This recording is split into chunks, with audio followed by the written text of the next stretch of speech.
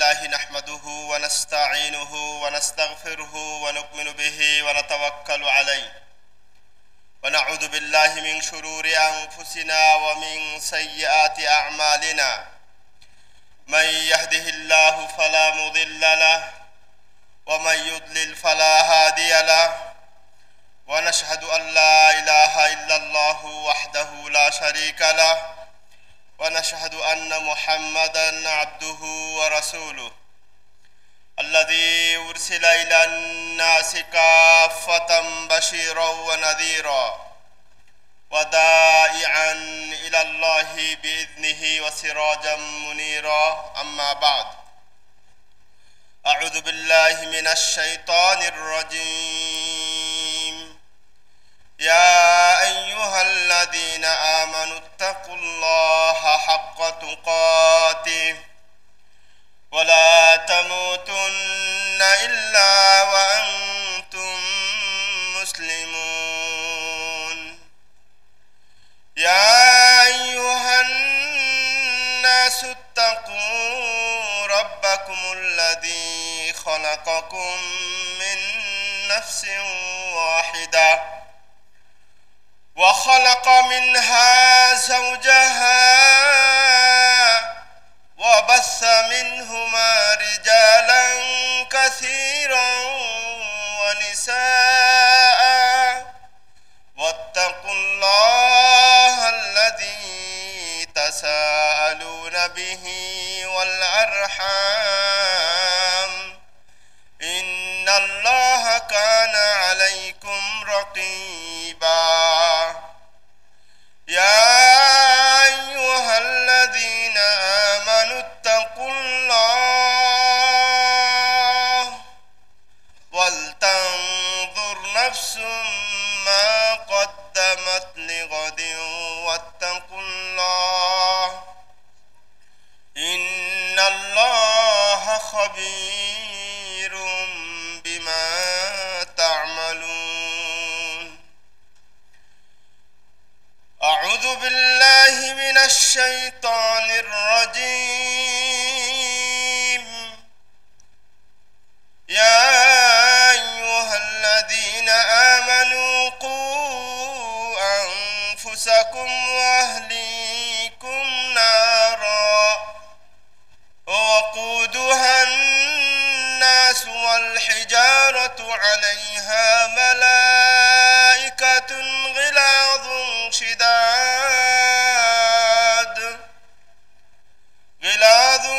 شداد لا يعصون الله ما أمرهم ويفعلون ما يؤمرون. وعن ابن عمر رضي الله تعالى عنهما قال قال رسول الله صلى الله عليه وسلم ألا كلكم راع وكلكم مسؤول عن رعيته والأمير راع ومسؤول عن رعيته والرجل راع في أهل بيته ومسؤول عن رعيته والمرأة رعية في بيت أهلها ومسؤولة عن رعيتها متفق عليه. মুআজ্জাজ হাজিরিন, প্রিয় মুসল্লিয়ানে কেরাম, আল্লাহ সুবহানাহু ওয়া তাআলার জন্য সকল প্রশংসা, সকল প্রকার কৃতজ্ঞতা, সকল প্রকার সিজদা, সকল প্রকার ইবাদত, শুকর লিল্লাহি সুবহানাহু ওয়া তাআলা। যে আল্লাহ সুবহানাহু ওয়া তাআলা আমাদেরকে শ্রেষ্ঠ জাতির মধ্য হতে সবচাইতে যারা কোরআন এবং সহিহ সুন্নাহকে প্রাধান্য দেয়, আমলের ক্ষেত্রে প্রায়োরিটি দেয়, তাদের অন্তর্ভুক্ত হওয়ার তৌফিক দিয়েছেন। এজন্য আল্লাহর শুকরিয়া জ্ঞাপনার্থে বলি আলহামদুলিল্লাহ। তাছাড়াও আমরা বিশেষ করে আজ আল্লাহর কাছে কৃতজ্ঞতা জ্ঞাপন করছি, অবনত মস্তকে আল্লাহর প্রশংসা করছি যে আমাদের পাশেই অনেক মানুষ ধর্ম, বর্ণ, নির্বিশেষে সকলে আজ বন্যায় কবলিত। ঘর থাকতেও ঘরে থাকতে পারছে না। কি একটা কঠিন পরিস্থিতির মধ্যে তারা দিন এবং রাত যাপন করছে। তো আমরা সেগুলো থেকে হেফাজত আছি আলহামদুলিল্লাহ। আমরা ওই সমস্ত ভাইদের জন্য দোয়া করি আল্লাহর কাছে, আল্লাহ তুমি তোমার খাস রহমত দিয়ে, তোমার বাহিনী দিয়ে, তোমার শক্তি দিয়ে তাদেরকে হেফাজত করো, তাদের উপর রহম করো, তাদের জানমালের হেফাজত করো, তাদের ইজ্জত আবরুর হেফাজত করো, তাদের সম্পদ, সহায় সম্পত্তি, ছেলে মেয়ে যা কিছু আছে সকল কিছুকে হেফাজত করো।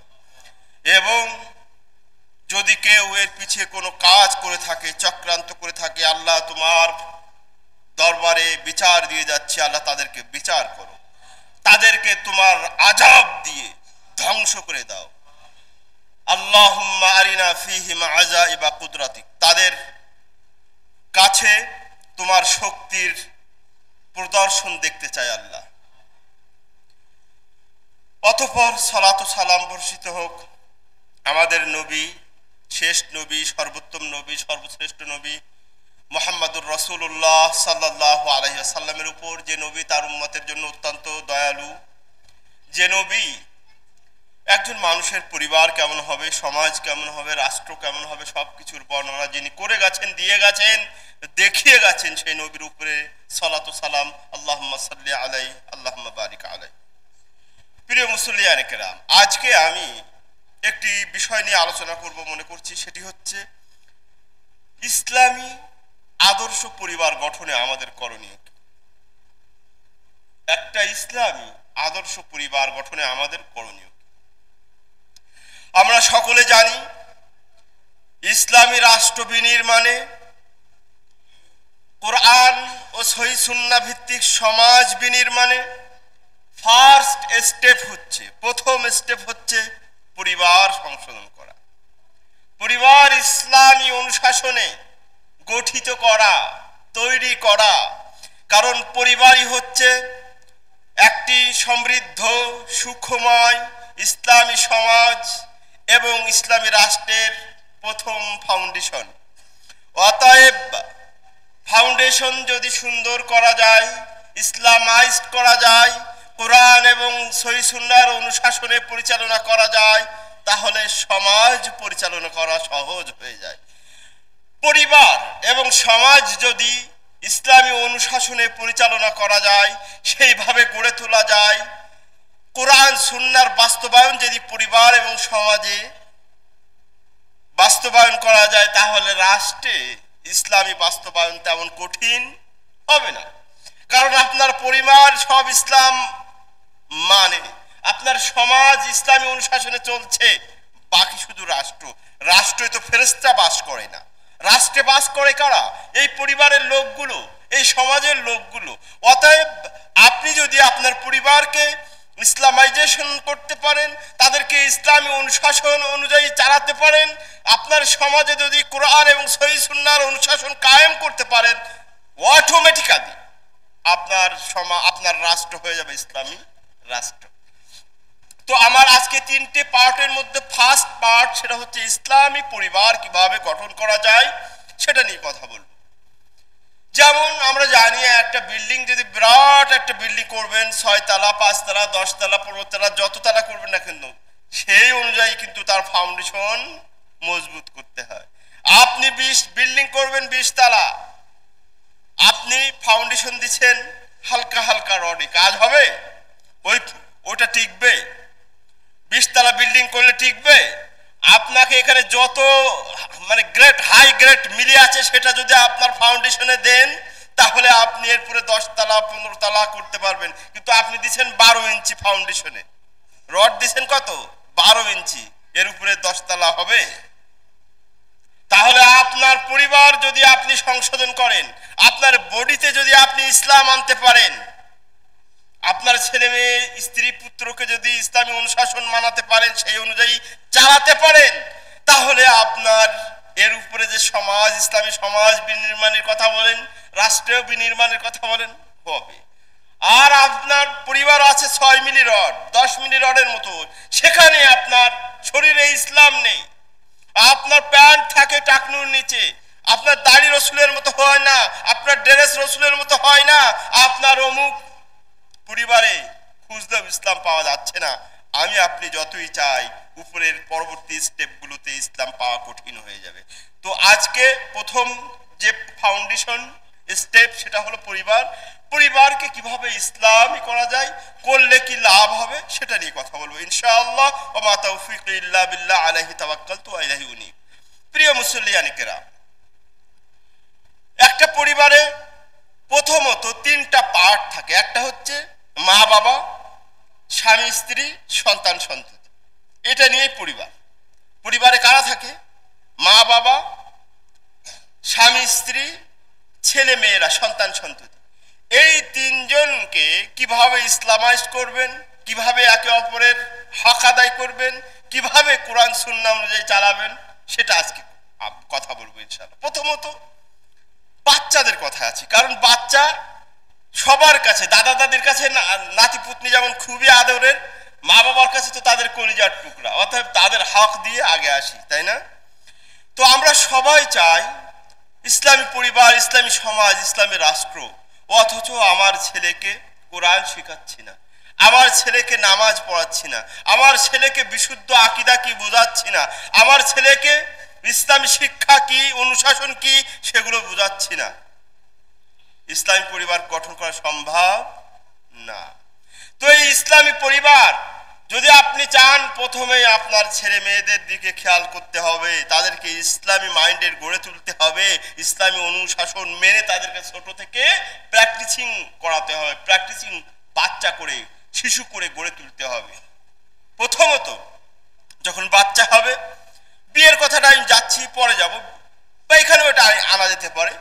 তো বাচ্চা ভালো করতে হলে, ইসলামী পরিবার করতে হলে আপনাকে প্রথম যে বিষয়টা খেয়াল করতে হবে, একটা ভালো দিনদার মহিলা বিবাহ করতে হবে। ইসলাম যে মানে সেই ধরনের রমণী ঘরে আনতে হবে। আল্লাহ নবী সাল্লাল্লাহু আলাইহি ওয়াসাল্লাম একটি হাদিসে বলেছেন, তুনকাহুল মারআতু লিআরবা, মহিলাদেরকে 4টি বিষয় দেখে মানুষ সাধারণত বিবাহ করে, সচরাচর 4টি বিষয় দেখে বিবাহ করে। একটা হলো লিহাসাবিহা, লিজামালিহা, ওয়ালিনাসাবিহা, ওয়ালিদীনিহা। একটা হচ্ছে তার বংশ, একটা হচ্ছে তার সৌন্দর্য, একটা হচ্ছে তার ধন সম্পদ, একটা হচ্ছে তার দিনদারিতা। আল্লাহ নবী সাল্লাল্লাহু আলাইহি ওয়াসাল্লাম বলেছেন, ফাযফার বিযাতিদ দ্বীন।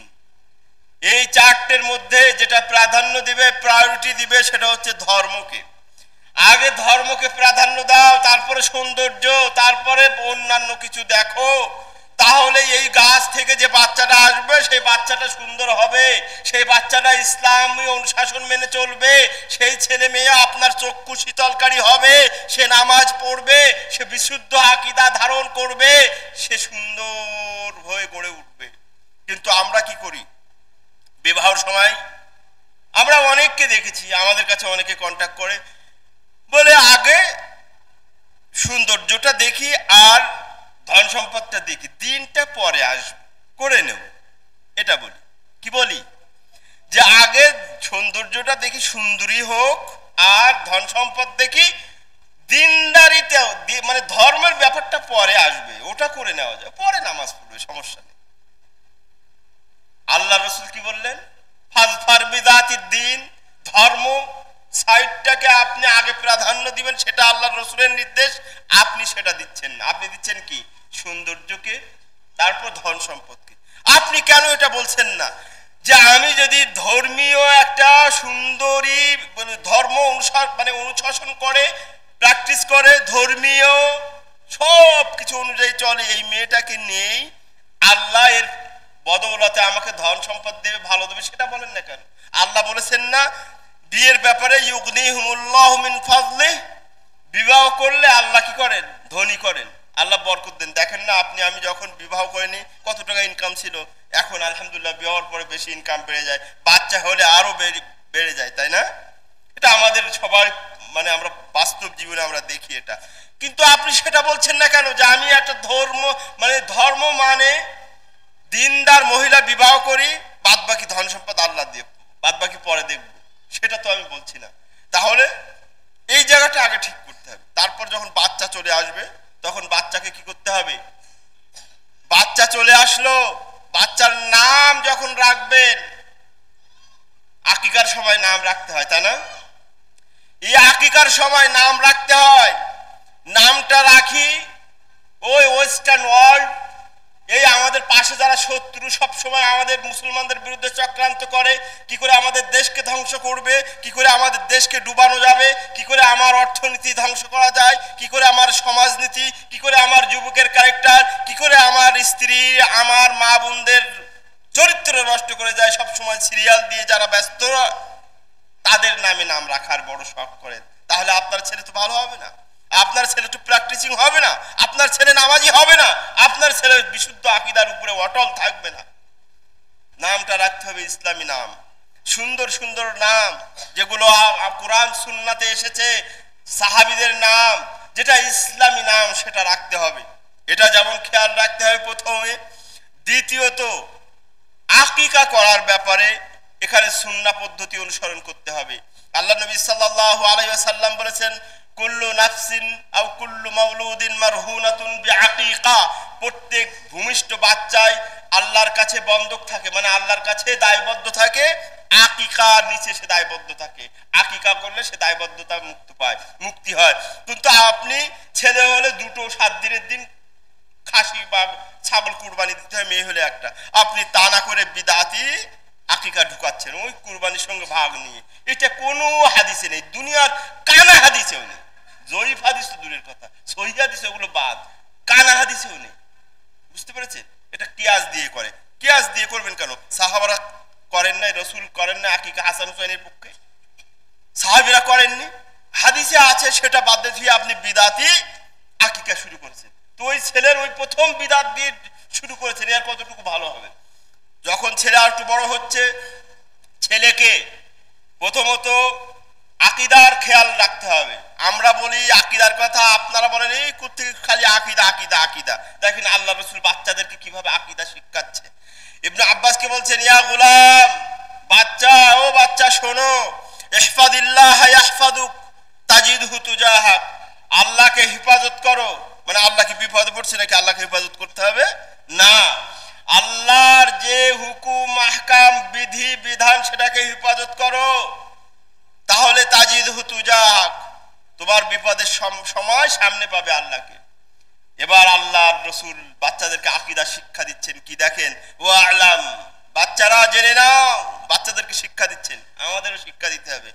লাউ আন্নাল উম্মাতা ইজতামাআত আলা ইয়ানফাউকা বিশাইইন লা ইয়ানফাউকা ইল্লা কাদ কাতাবাল্লাহু লাক, তোমাকে কোনো জিনিস দিয়ে কেউ উপকার সাধন করতে পারবে না যতক্ষণ পর্যন্ত বাবা অতটুকু যতটুকু তোমার জন্য আল্লাহ লিপিবদ্ধ করেছেন, তোমার জন্য বাজেট বরাদ্দ করেছেন যে তুমি এই পাবে, এই সম্পদের মালিক হবে, এই পাবে, এই গেইন করবে, অর্জন করবে, অতটুকুই মানুষ সবাই মিলে উপকার করতে পারবে। এর চাইতে আল্লাহ যেটা লিখিনি সেটা সারা দুনিয়ার মানুষ মিলে আপনাকে সেটা দিতে পারবে না।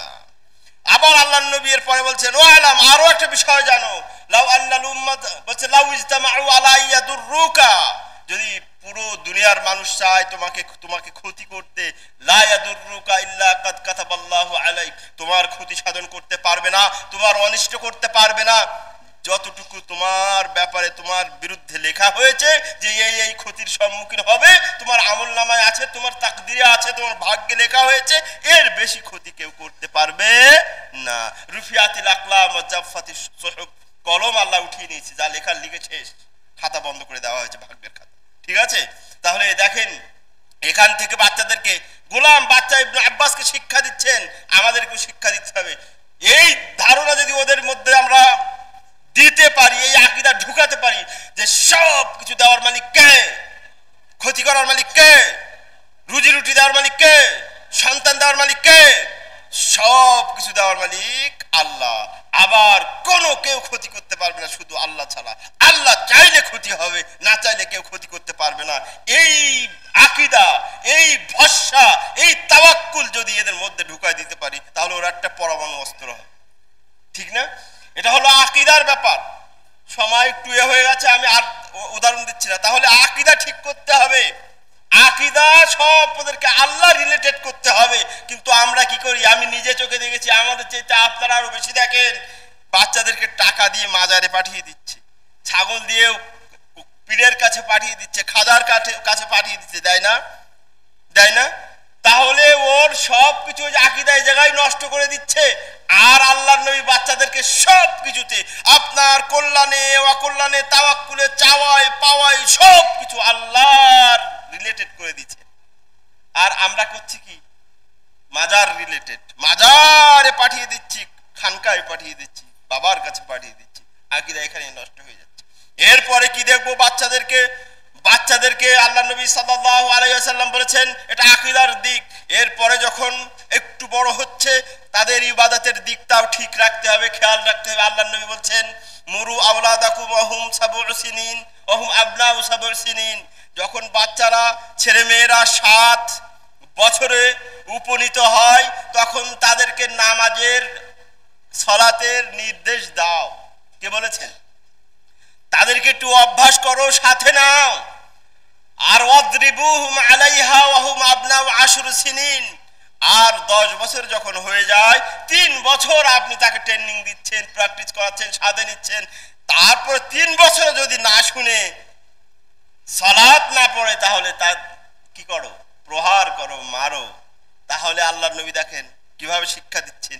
আগে আকীদা ঠিক করতে বললেন, তারপরে ইবাদতের দিকটা ঠিক করতে বললেন, এবার আখলাক, এদের আখলাক চরিত্র এটাও ঠিক করতে বলেছেন আল্লাহ নবী সাল্লাল্লাহু আলাইহি ওয়াসাল্লাম। আল্লাহ নবী সাল্লাল্লাহু আলাইহি ওয়াসাল্লাম দেখেন আদব আখলাক। আল্লাহ নবীর সাথে এক বাচ্চা খাচ্ছে, হাদিসের ঘটনা সবাই জানেন। তো বাচ্চা মন মানসিকতা, তার সামনে থেকে না খেয়ে ও অন্য জায়গায় একটা ভালো দেখেছে হয়তো, বা তার পছন্দনীয় খাবার ওই অন্যের সাইড দিয়ে খাচ্ছে। আল্লাহ নবী সাল্লাল্লাহু আলাইহি ওয়াসাল্লাম বলছে, ইয়া গোলাম কুল বিয়ামিনিক সামিল্লাহ ওয়া কুল বিয়ামিনিক। ওই বাচ্চা, দেখেন সব বাচ্চা, গোলাম মানে কি বাচ্চা, বাচ্চাদেরকে শিক্ষা দিচ্ছে, ও বাচ্চা যখন তুমি খাবে আল্লাহর নাম নিবে, মানে বিসমিল্লাহ বলবে। আর কি বলবে? ওয়াকুল মিম্মা ইয়ালিক, তোমার পাশে যেটা এখান থেকে খাও। ওয়াকুল বিয়ামিনিক, আর ডান হাত দিয়ে খা। আমাদের ছেলেরা বাম হাত দিয়ে খায়, নিষেধ করি। আমাদের ছেলেদের খাওয়া ভালো না, শিখায়। তাহলে দেখেছেন, এইভাবে যদি আমি ওই শুরু থেকেই তৈরি করি ছেলে, তাহলে তাদেরকে কি করতে হবে? মানুষ হয়ে যাবে না ভালো মতো। আমরা এমন অবস্থায় পতিত, এমন চক্রান্তের শিকার যে বাচ্চাদেরকে ইসলাম শিক্ষা দেব, নামাজ শিক্ষা দেব, কোরআন শিক্ষা দেব, সেই সময়টাই পাচ্ছি না। আমরা মা বাবরা এমন দুনিয়া প্রেমী হয়ে গেছি, দুনিয়ার মায়া মহাব্বত আমাদেরকে এমন ভাবে পেয়ে বসেছে, আমার ছেলেকে স্কুলে পড়ানোর সময়ও পাই, স্কুলের টিউশনের টিউটরের টাকারও সমস্যা হয় না। স্কুলের পড়াতে দুনিয়াবি যে বিদ্যাগুলো আছে, দুনিয়া রিলেটেড যে সকল মানে শিক্ষা দীক্ষা পারপাস আছে, সেখানে সেই পারপাসে আমার সময়েরও অভাব হয় না, আমার টাকারও অভাব হয় না। দেখুন আমাদের সমাজের ছেলেরা মেয়েরা সকালে বিকালে 4টা 5টা করে টিউশনি করে, মানে স্যার আসে, জানেন অনেকে আছে 4-5টা সাবজেক্টে স্যার আসে। তো সে কখন কোরআন পড়বে, সে কখন একটু হাদিস পড়বে, কখন একটু তাফসির পড়বে, এই সময় ওই মা বাপগুলোর হয় না। মানে এরা দুনিয়ায় এমন অবস্থা। কেন এরকম করেন বলেন? একটা কেরিয়ার আছে না, ওর জীবনের কেরিয়ার। আরে কেরিয়ার আল্লাহকে এবার ক্যারি করে দেবে তোদের। কেরিয়ার আখেরাতের কেরিয়ার আগে না দুনিয়ার কেরিয়ার আগে? আমাদের ইসলাম এমন ব্যালেন্স ধর্ম, এমন কমপ্লিট কোড অফ লাইফ। বলেছেন রব্বানা আতিনা ফিদ দুনিয়া হাসানা ওয়া ফিল আখিরাতি হাসানা, সমন্বয় ব্যালেন্স করে। আল্লাহ, রাসূল, আলেম ওলামা কোনোদিন বলেছে নাকি যে ফিজিক্স শিখো না, কমার্স শিখো না, জিওলজি শিখো না, বায়োলজি, সাইকোলজি, ফিজিক্স, কেমিস্ট্রি যা কিছু আছে ইংলিশ বাংলা এগুলো শিখতে নিষেধ করেছে নাকি? না। কিন্তু এর সাথে সাথে ওই যে আখিরাতের একটা ক্যারিয়ার আছে, কোরআন আছে, সুন্নাহ আছে, মা বাবার খেদমত আছে, আরো কত কি ইসলামী অনুশাসন আছে, সেগুলোও তো একটু শিখান। দুটো সমন্বয় করেন। আপনার ছেলে ডাক্তারি পড়ুক, আমরা তো নিষেধ করি না, কোনোদিন করে নাকি কোনো হুজুর, কিন্তু ওই ডাক্তারকে ইসলামী ডাক্তার বানান না। একটু জাতীয় 5 ওয়াক্ত ইসলামের যে বেসিক নলেজ, ইসলামের যে আকীদাগুলো, ফরজগুলো, ফরজিয়াত, ওয়াজিবাতগুলো, সেইগুলো তো কমপক্ষে শিক্ষা দেন কিয়ামতের দিন, যাতে আপনার জন্য ওই ছেলেটা, ওই মেয়েটা বিপজ্জনক না হয়, আপনার জন্য জান্নাতের প্রতিবন্ধকতা সৃষ্টি না করতে পারে। আপনাদের মনে হচ্ছে কিভাবে আবার এটা সম্ভব? হ্যাঁ সম্ভব, দলিল দিচ্ছি। যখন আপনি আমি আমার ছেলে মেয়েকে মানে দুনিয়ার প্রতি এমন দুনিয়া কানা হয়ে গেছি, আখিরাতের কিচ্ছু শিখালাম না, নামাজ শিখালাম না, আকীদা শিখালাম না, ইসলামের কিচ্ছু শিখালাম না, যখন তাদেরকে সে তো অনুশাসন পালন করলো না, তখন তাদেরকে জাহান্নামে দেওয়া হবে। এটা আল্লাহ বলেছেন, আমি আয়াত দিয়েই বলছি। একটা ছেলে যদি নামাজ নেই, রোজা নেই, আকীদা নেই, হজ নেই, যাকাত নেই, মরবে তো সে। মরলে কোথায় যাবে? কোথায় যাবে? জান্নাতে যাবে না, জাহান্নামে যাবে, কারণ জাহান্নামের কাজ করেছে সারাদিন। যখন তাদেরকে জাহান্নামে দেওয়া হবে, আল্লাহ কি বলেছেন? আল্লাহ বলেছেন, আউযু বিল্লাহি মিনাশ শাইতানির রাজীম,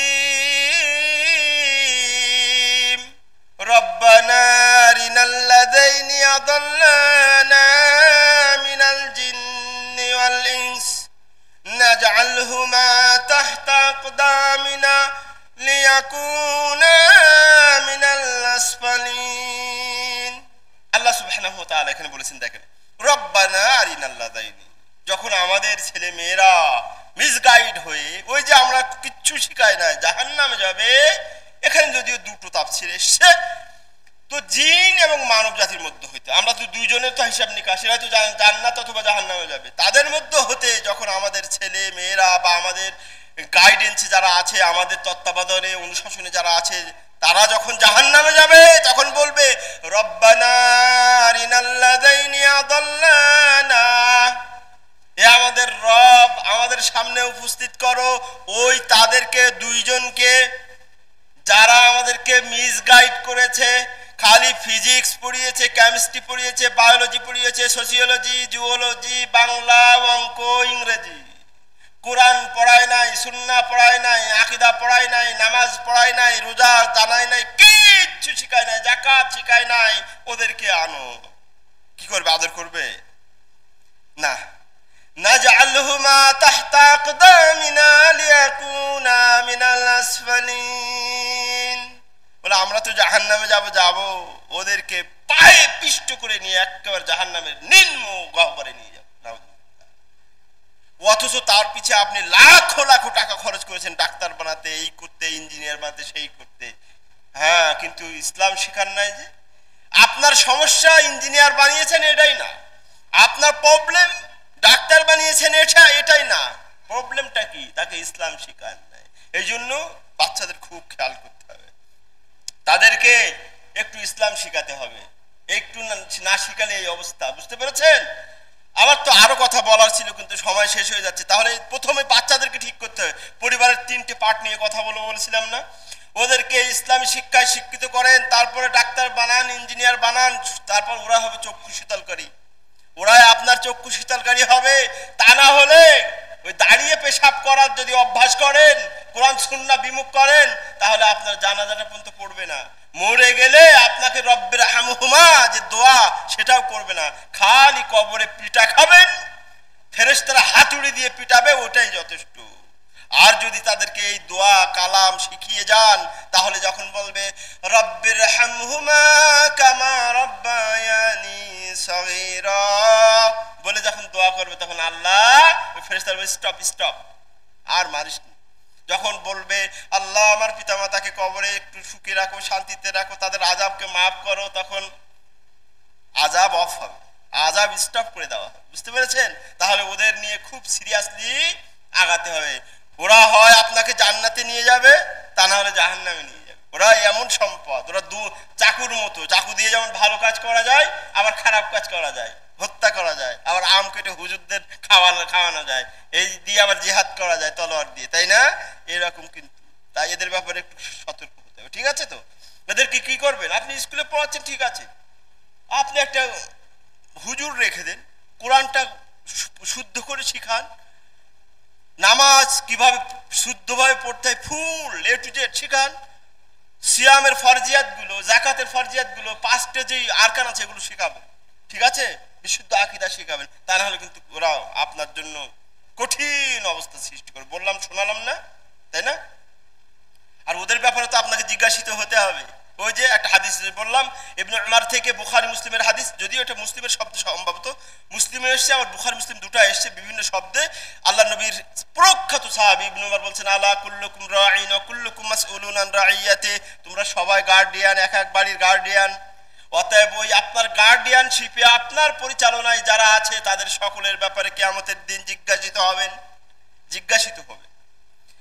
আল্লাহ নবীর পরে বলছেন ওয়াল আমির, রাষ্ট্রনায়ক, তিনি পুরো রাষ্ট্রের নায়ক। ও মাসউলুন আন রাইয়াতি, এই রাষ্ট্রনায়কদের সম্পর্কে, রাষ্ট্রের প্রজা সম্পর্কে তিনি জিজ্ঞাসিত হবেন। ওদেরকে সুখে রেখেছিলে না আযাবে রেখেছিলে, ওদেরকে ভালো রেখেছিলে না জুলুম অত্যাচার করতে, এরকম জিজ্ঞাসিত হতে হবে আর রাষ্ট্রনায়ককে। তারপরে আল্লাহ নবী বলছেন ওয়ার রাজুলু, একজন পুরুষ, রাইন ফি আহলি বাইতিহি, তার ওই বাড়ির যারা আছে তাদের গার্ডিয়ান। ও মাসউলুন আন রাইয়াতিহি, আর ওই আপনি বাড়ির পুরুষ গার্ডিয়ান না, পুরুষ গার্ডিয়ান, এই গার্ডিয়ানের শিপে আপনার অধীনস্থ যারা আছে তাদের সবার ব্যাপারে আপনার হিসাব দিতে হবে। তাহলে আপনার বাচ্চা কি করলো, আপনার স্ত্রী কি করলো, আপনার মেয়ে কি করলো, আপনাকে আমাকে হিসাব দিতে হবে না? তাহলে ওদেরকে ইসলামী অনুশাসন মানাতে হবে না এমনি যাচ্ছে তাই চালালে চলবে? ওয়েস্টার্ন পশ্চিমা স্টাইলে যদি চলে তাহলে তাকে নিষেধ করতে হবে নাকি ছেড়ে দিতে হবে? যদি ওই ইন্ডিয়ান কালচার অনুসরণ করে, ওই টিভি দেখে আর সিরিয়াল দেখে ওই অনুযায়ী চলতে চায়, ওই ড্রেস পরতে চায়, ওই ছেঁড়া পায়জামা প্যান্ট পরতে চায়, চুল আধা কাটতে চায়, ওইভাবে দিবেন নাকি নিষেধ করবেন? নিষেধ করবেন, কারণ ওদের সম্পর্কেও আপনার জিজ্ঞাসিত হতে হবে। ওরা অন্যায় করলে আপনার খায় না, আপনার বাড়িতে থাকে না, অতএব আপনিও তাদের ভাগ নিতে হবে। অতএব সাবধান। একটা পার্ট গেল, এরপরে পরিবারের দ্বিতীয় পার্ট কারা? স্বামী স্ত্রী। স্বামী স্ত্রী না, আল্লাহ বলেন ওয়ামিন আয়াতিহি আন খালাকা লাকুম মিন আনফুসিকুম আজওয়াজা, আল্লাহর একটি নিদর্শনের ভিতরে অন্যতম সুন্দর নিদর্শন হচ্ছে আল্লাহ সুবহানাহু ওয়া তাআলা খালাকা লাকুম মিন আনফুসিকুম আজওয়াজা, আমাদের নিজেদের এই বডি থেকে, আমাদের এই বডি থেকে, শরীর থেকে আমাদের স্ত্রীদেরকে আল্লাহ কি করেছেন? সৃষ্টি করেছেন। কি জন্য? তাও আল্লাহ বলেছেন কি জন্য সৃষ্টি করেছেন? লিতাসকুনু ইলাইহা, আরবিতে সাকানা ইয়াসকুনু সুকুনান, লিতাসকুনু ইলাইহা, সুকুন মানে নীরবতা, ঠান্ডা, প্রশান্ত চিত্ত, শান্তি চিত্ত, যেটা নীরব থাকা, শান্ত চিত্তে প্রশান্তি নিয়ে, আত্মতৃপ্তি নিয়ে যে তৃপ্ত থাকে, ঠান্ডা হয়ে থাকে, তাকে বলা হয় সাকানা ইয়াসকুনু সুকুনান। সেখান থেকে আল্লাহ বলছেন লিতাসকুনু ইলাইহা, যাতে করে তুমি ওই স্ত্রীর কাছে গিয়ে আত্মতৃপ্ত হও, একটু প্রশান্তি পাও, একটু ঠান্ডা হও। আল্লাহ দেখছেন কি সুন্দর শব্দ চয়ন করেছে, লিতাসকুনু ইলাইহা, এই স্ত্রীকে তোমার শরীর থেকে সৃষ্টি করেছে এই কারণে। আর কি করেছেন?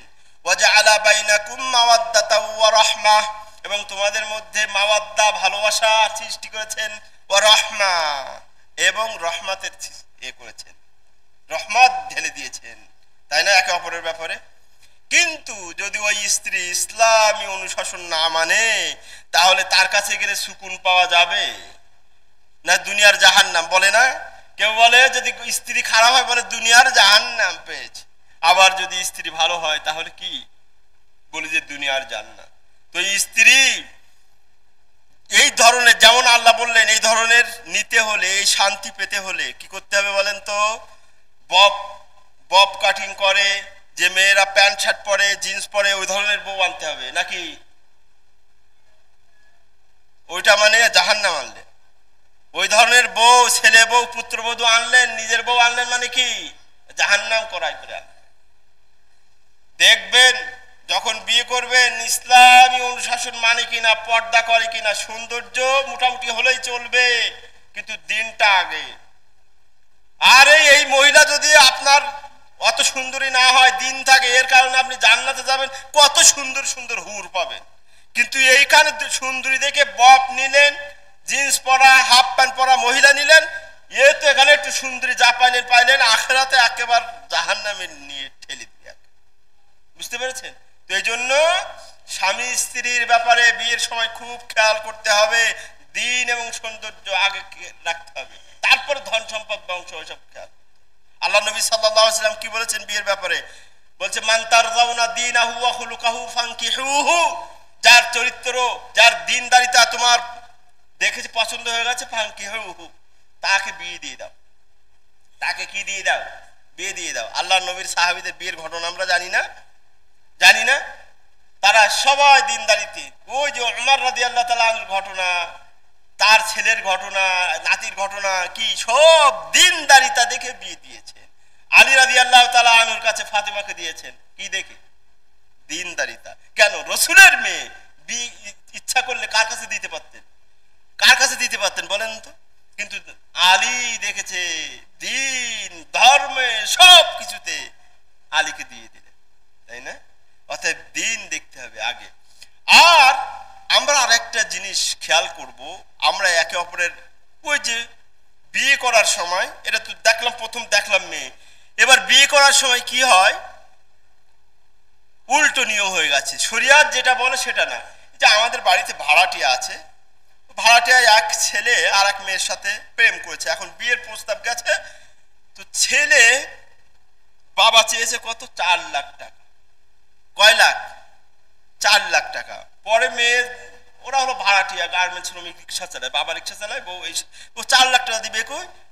সত্য ঘটনা বলছি, আমাদের বাড়ির ভাড়াটিয়া। পরে মেয়েটা সুইসাইড করেছে, আল্লাহ মাফ। বুঝতে পেরেছেন? তো আমি কি কেন বললাম বলেন তো? আল্লাহ কি বলেছেন? ওয়াতুন নিসা সাদুকাতিহিন্না নিহলা, আল্লাহ বললেন তোমরা মহিলাদেরকে মোহরানা দাও। আল্লাহ কি বললেন? মহিলাদেরকে মোহরানা দিতে বলেছে, আর আপনি আমি কি করছি? উল্টো যৌতুক নিচ্ছি লাখ লাখ টাকা। শুনে ওই মেয়েটা কি করেছে? সুইসাইড করছে। তাহলে যে ঘরে আপনি যৌতুক নিয়ে আসবেন ওই ঘরে তো রহমত হবে না। আল্লাহ বলেছেন কি? দিতে মেয়েকে, কারণ ওই মেয়ে এসে আপনার সেবা করবে, আপনার ছেলের সেবা করবে, আপনার মা বাপ থাকবে তার সেবা করবে, তাই না?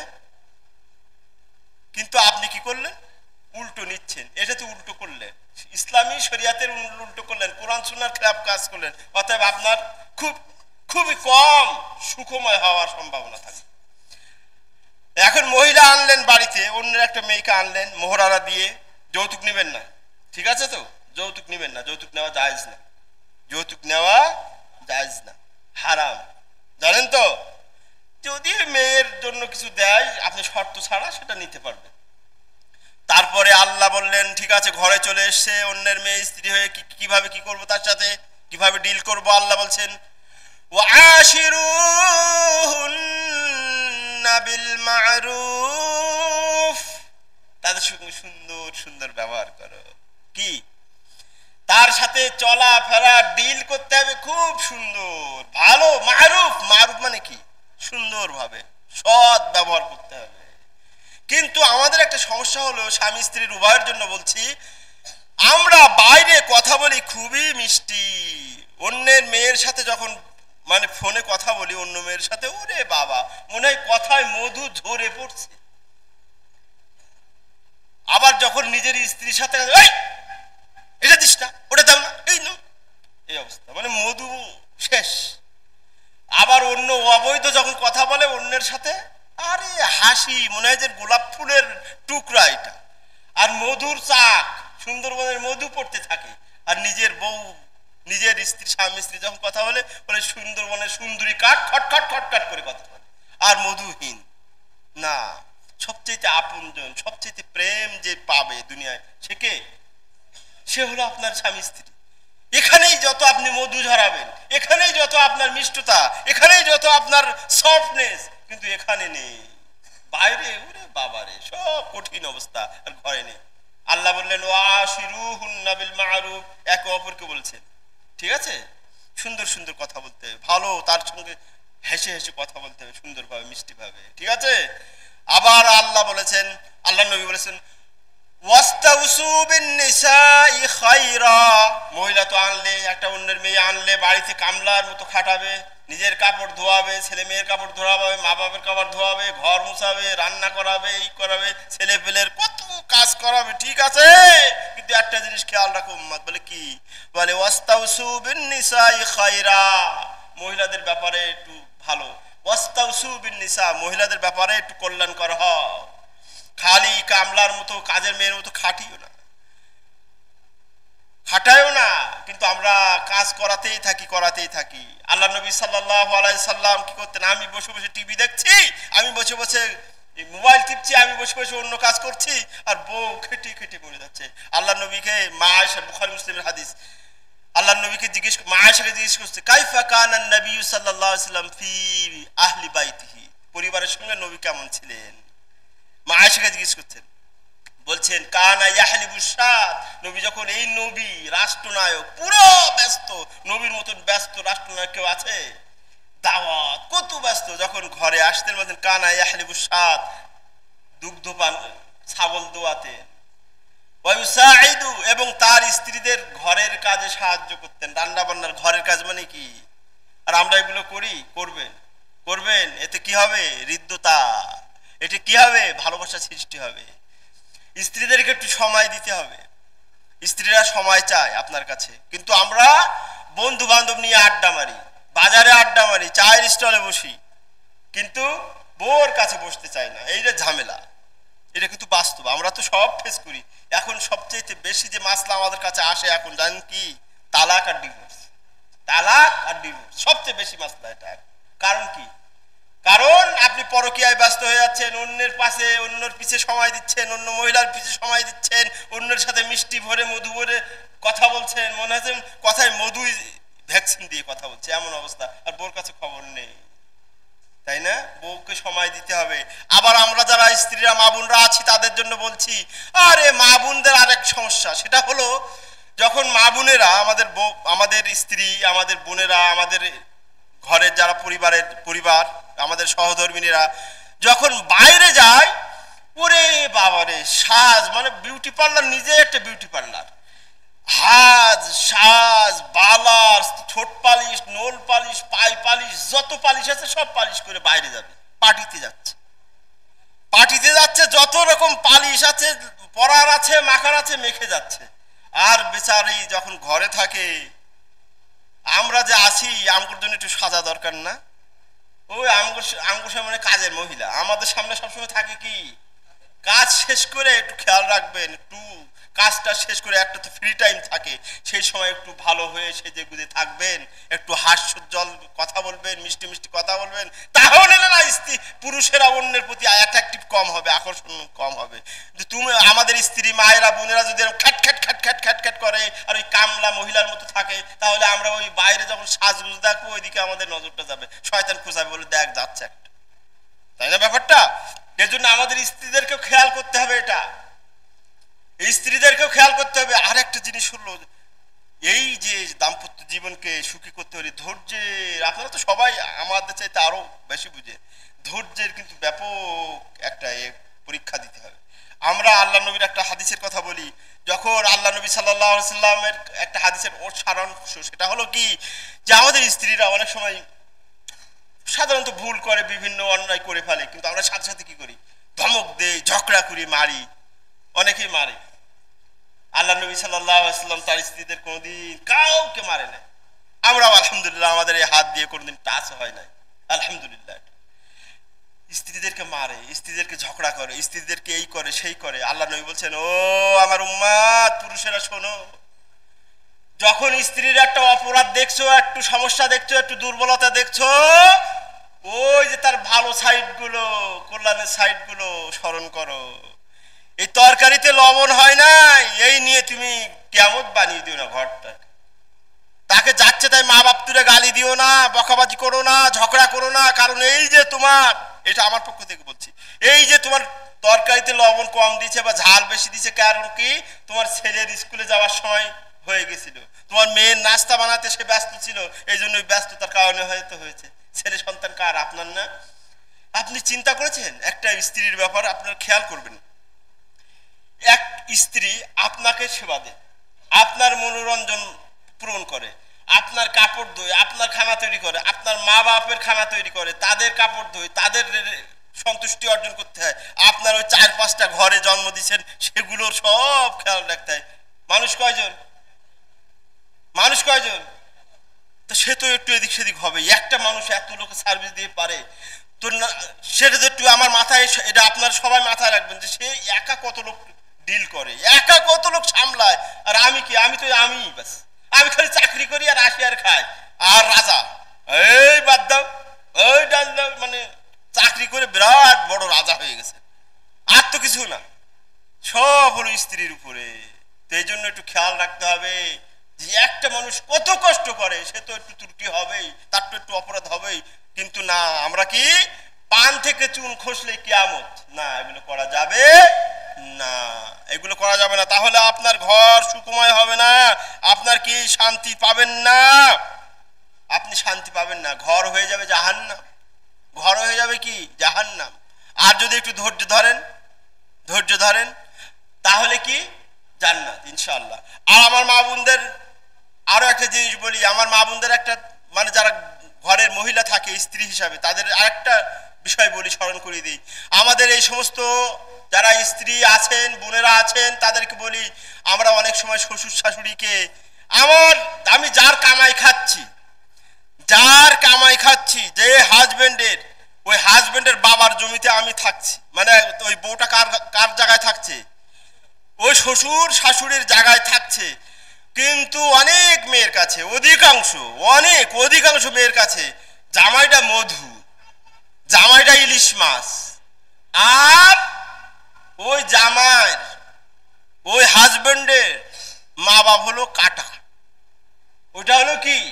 কাটা। ওইটা চোখে মেনে নিতে পারি না। তাহলে আপনার সুখ হবে না। কারণ কি? কারণ ওই আপনারও তো আল্লাহ দিনে 2-4টে দিয়েছে বাচ্চা। আপনার শ্বশুর শাশুড়ি বুড়া বুড়ি মনে হয়, জামাইটা আবার বুড়া বুড়ি ছেলে, খুব মজা, কিন্তু আপনার ঘরেতে 2-4টা দিয়েছে। ওদের যখন বিয়ে দিয়ে আপনিই তো শ্বশুর শাশুড়ি হবেন। ও ভাবি, ও ঘরের মহিলা, ও বউ, ঘরের বউকে বলছি, আপনিও তো একদিন শ্বশুর শাশুড়ি হবেন। ওই যে আল্লাহ দান করছে, তখন কিন্তু আপনার বৌমা, আপনার ছেলে বিয়ে দিয়ে এনেছেন, ওই বৌমাও বলবে এই যে বুড়া বুড়ি, চোখের কাঁটা, এটা কি চোখের কাঁটা। কিন্তু যদি আপনি ওই যে ভাবিকে বলছি, পরিবারের বউকে বলছি, যদি আপনার শ্বশুর শাশুড়ি মা বাবার স্থান দিতে পারেন, তাহলে আপনার পুত্রবধূ এসে আপনার বাড়ি অন্য মহিলা যখন বিয়ে করে আনাবেন ছেলের জন্য, তখন আপনাকে মা বাবা হিসাবে মানবে, চোখের কাঁটা মানবে না। এটাও খেয়াল রাখতে হবে, ঠিক আছে? এরপরে আর একটা বিষয়, সময় তো খুব সংক্ষেপ, আরেকটা বিষয়, পরিবারের থার্ড পয়েন্ট ছিল মা বাবা। পরিবারের থার্ড পয়েন্ট কি? মা বাবা। এই মা বাবার প্রতি খেয়াল রাখতে হবে। আল্লাহ বলেছেন, وَقَضَى رَبُّكَ أَلَّا تَعْبُدُوا إِلَّا إِيَّاهُ وَبِالْوَالِدَيْنِ إِحْسَانًا إِمَّا يَبْلُغَنَّ عِندَكَ الْكِبَرَ أَحَدُهُمَا أَوْ كِلَاهُمَا فَلَا تَقُل لَّهُمَا أُفٍّ وَلَا تَنْهَرْهُمَا وَقُل لَّهُمَا قَوْلًا كَرِيمًا। এই একটা আয়াতে আল্লাহ এমন সুন্দর ব্যাখ্যা দিয়ে দিয়েছেন, মা বাবার সাথে কেমন ব্যবহার করব বলেছেন। وَقَضَى رَبُّكَ أَلَّا تَعْبُدُوا, আল্লাহ বলেছেন, ফয়সালা করে দিয়েছেন, ফরজ করে দিয়েছেন, ডিসাইড করেছেন, আল্লাহ তা'বুদু ইল্লা ইয়াহু, আল্লাহ ব্যতীত আর কারো ইবাদত করা যাবে না। আল্লাহ ব্যতীত আর কারোর ইবাদত করা যাবে। ইবাদত বলতে তো শুধু নামাজ রোজা নাকি? তাহলে পীরের দরগায় গিয়ে সিজদা করা যাবে? এটা ইবাদত না? পীরের দরগায় গরু ছাগল টানতে টানতে নিয়ে যাওয়া যাবে? এটা ইবাদত না? মানত করা ইবাদত না? কিন্তু আল্লাহ বলছেন, লা ইয়া ইল্লা ইয়া, আল্লাহ ব্যতীত কারোর জন্য ইবাদত বলতে যা বোঝায়, ইবাদত বলতে নামাজ রোজা হজ যাকাত সিজদা রুকু মানে প্রশংসা, মানত, গরু কাটা, কুরবানি করা, যাই হোক না কেন শুধু আল্লাহর জন্য হতে হবে। কোনো পীর ওলি আউলিয়া বাবা খাজা কবর মাজার কোনো কিছুর জন্য করা যাবে না। আল্লাহ বলেছেন, আল্লাহ তা'বুদু ইল্লা ইয়া,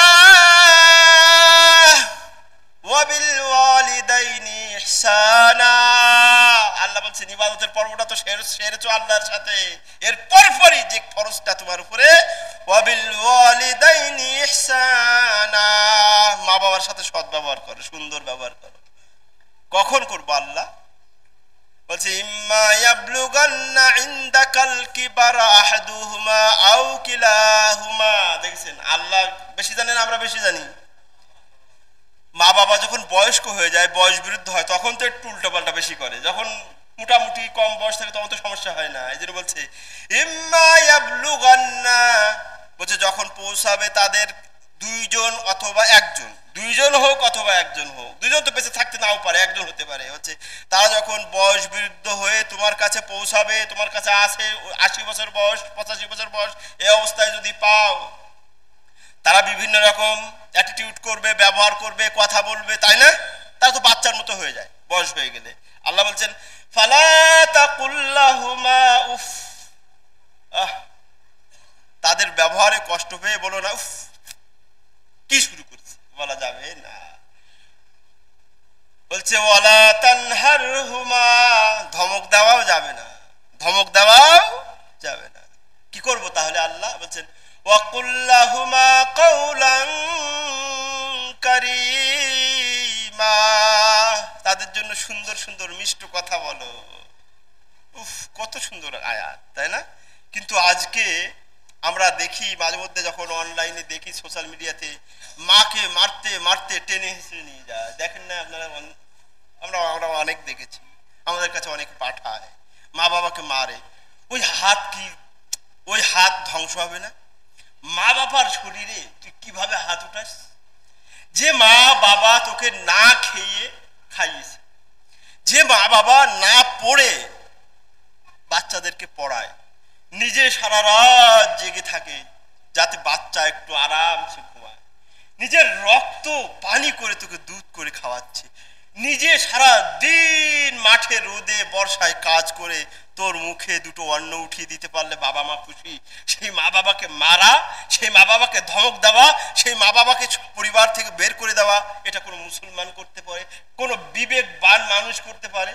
অসম্ভব, অসম্ভব, সম্ভব না, করা ঠিক হবে না। যদি করে থাকেন আজকে তওবা করে ফিরিয়ে আনেন। আল্লাহর নবী সাল্লাল্লাহু আলাইহি সাল্লাম বলেছেন আল জান্নাতু তাহতা আকদামিল উম্মাহাত, জান্নাত পায়ের নিচে করেছেন আল্লাহ, মায়ের পায়ের নিচে জান্নাত করেছে। আমরা আবার অনেকে যারা নারীবাদী, সুশীল, তারা বলে আমরা নাকি ইসলাম নাকি সব শেষ করে দিল। ওই দিন কোনোদিন যদি আল্লাহ তৌফিক দেয় শুধু নারী নিয়ে কথা বলবো, দেখবেন নারীর অধিকার। দেখেন নারী, আল্লাহ কি বললেন? আল্লাহ নবী জান্নাতকে মায়ের পায়ের নিচে নিয়ে গেলেন। তার মানে কি? তার মানে কি? কোথায় উঠিয়েছে? আল্লাহর নবী বলছেন যদি সিজদা করার কারণ অনুমতি থাকে আল্লাহ ব্যতীত, তাহলে স্ত্রীকে বলতাম স্বামীর, তাই না?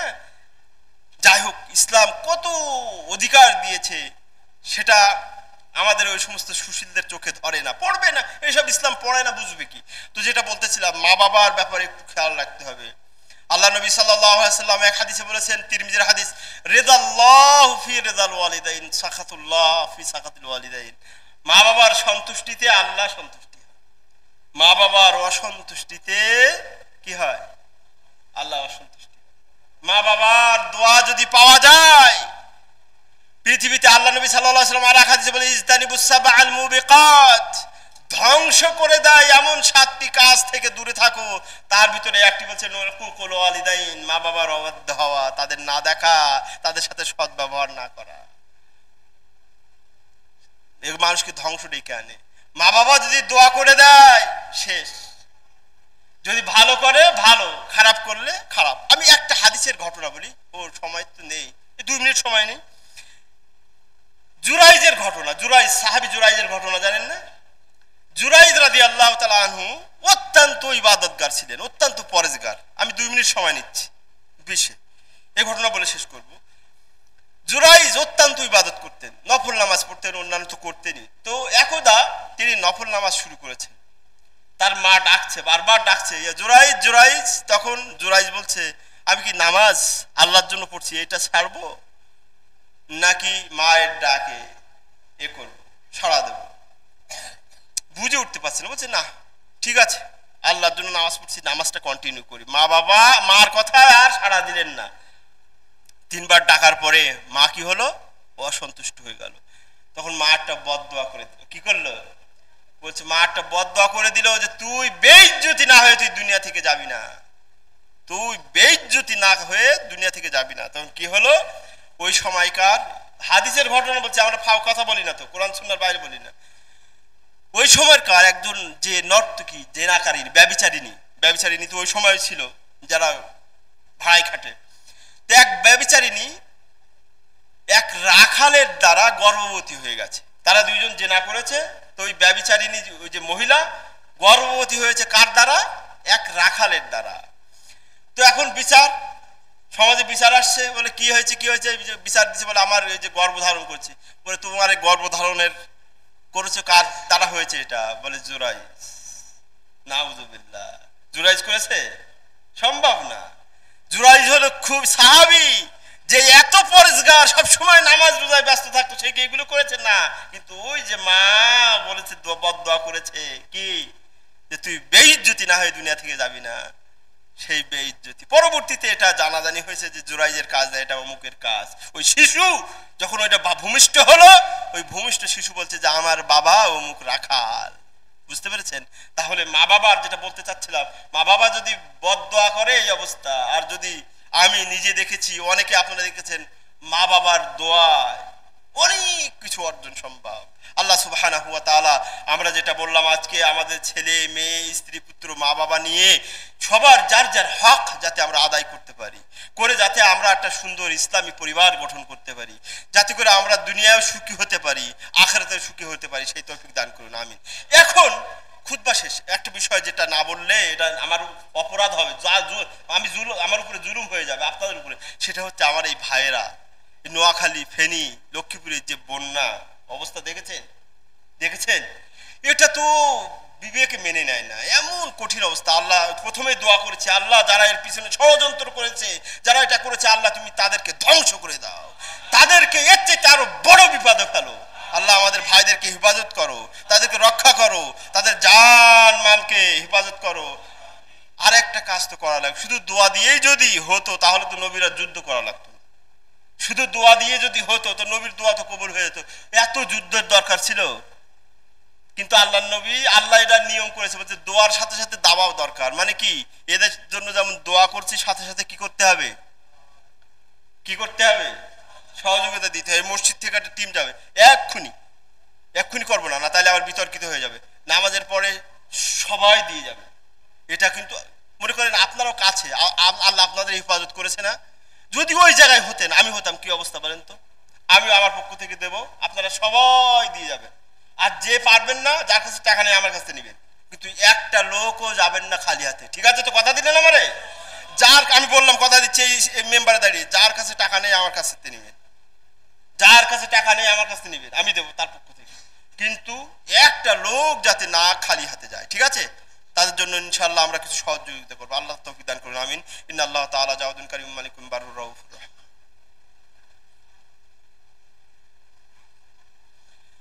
আলহামদুলিল্লাহ রাব্বিল আলামিন, আসসালাতু ওয়াসসালামু আলা রাসূলিল কারীম ওয়া আলা আলিহি ওয়া সাহবিহি আজমাইন। আউযু বিল্লাহি মিনাশ শাইতানির রাজীম। বিসমিল্লাহির রাহমানির রাহিম। ইন্নাল্লাহা ওয়া মালাইকাতাহু ইউসাল্লুনা আলান নবী, ইয়া আইয়ুহাল্লাযীনা আমানু সাল্লু আলাইহি ওয়া সাল্লিমু তাসলিমা।